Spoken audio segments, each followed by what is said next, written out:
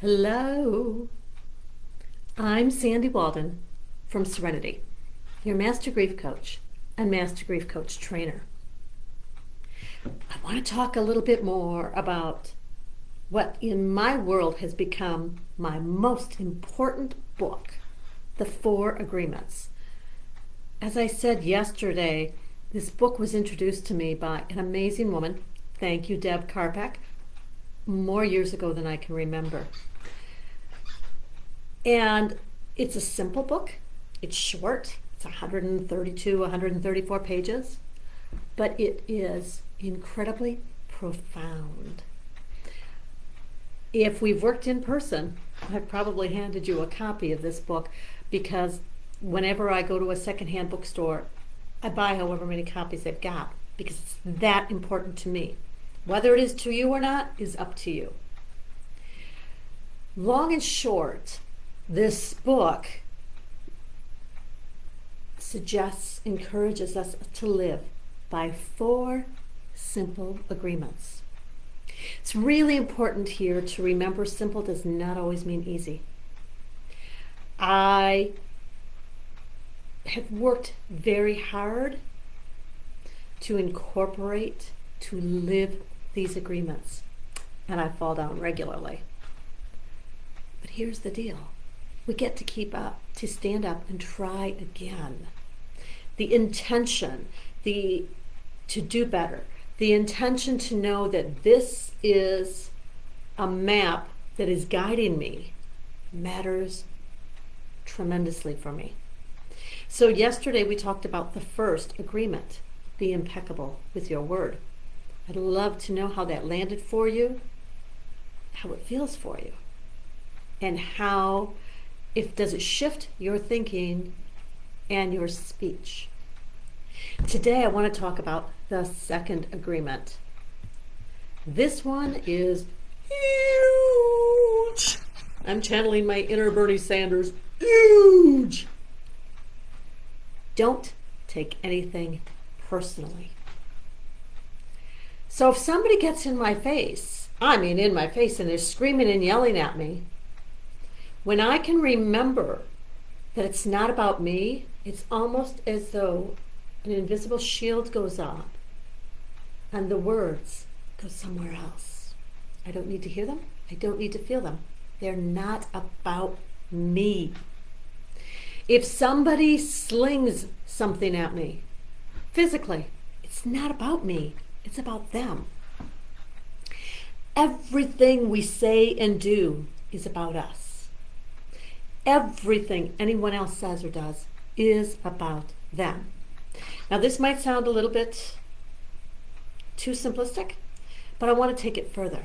So, for instance, I'm here today sharing this with you because I feel like it's so important. My hope, my prayer is that it helps you and it supports you. I might even tell myself that you need to hear this. That's all your business, isn't it? You have the right to listen, to hear, to take in and accept, or not. Why do I do this? Because it's important to me to share it.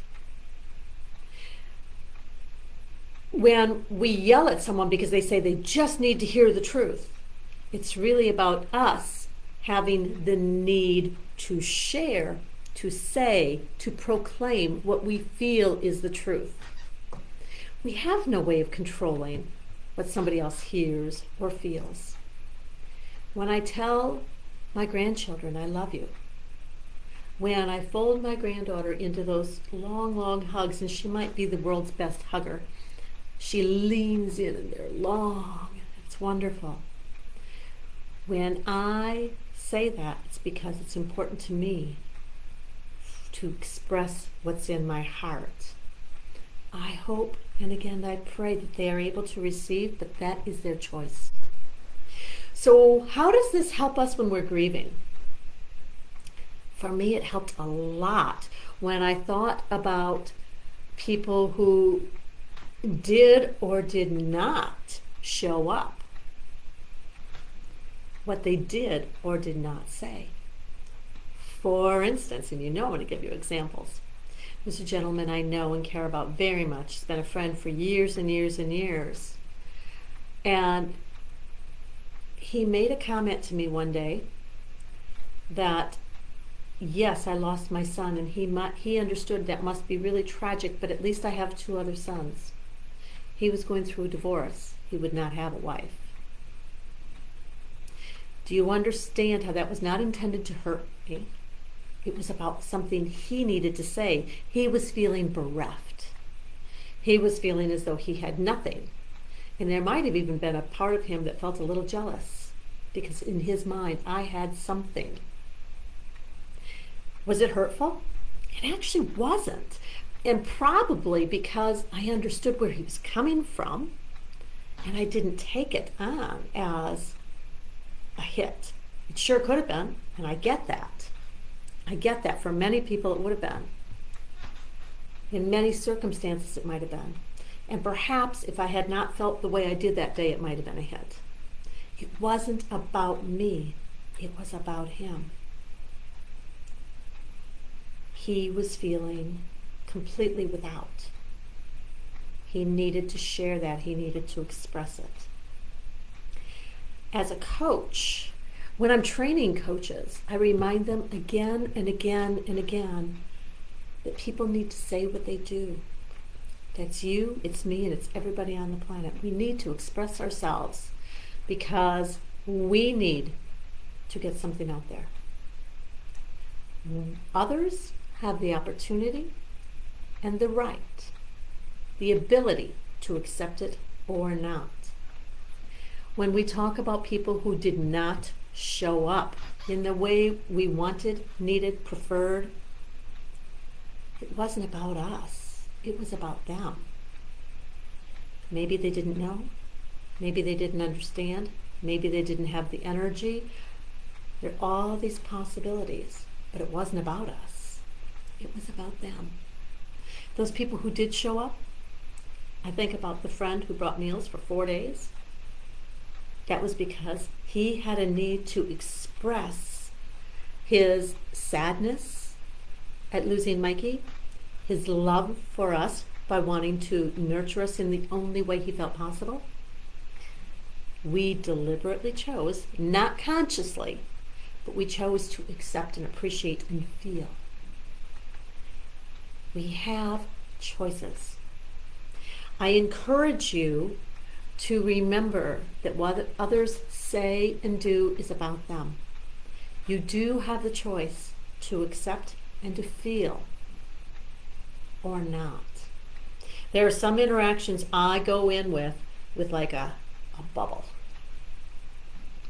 And even sometimes it's with people I love, because it might be hurtful, and it's helpful to me to remember I have the opportunity, I have the choice, not only to listen, but to hear and take in what they say or do or not. When I imagine that bubble or force field, if you're as old as me, you might think about Get Smart, the cone of silence. Another way I like to think about it is, again, if you're about my age, maybe you remember this. When we were in grade school, we used to say, I'm rubber, you're glue. What you say bounces off me and sticks to you. Now that's usually because I don't want it. But if it's theirs, sometimes I choose not to receive it. Many times I do choose to dissolve that bubble and take in the kindness, the love, the appreciation, and yes, even constructive criticism. I'm very, very open to people who share with me what they feel I need to know. And I get to choose, do I accept it or not? Don't take anything personally. Does that resonate with you? How can you see yourself, imagine yourself, feel yourself going through your day in a way that feels better if you remember that everything you say and do is about you, and everything anyone else says and does is about them. How does it feel to you to not take anything personally? I'm Sandy Walden from Serenity, your Master Grief Coach and Master Grief Coach Trainer. I wish you a day that's gentle, peaceful, and filled with healing. Namaste.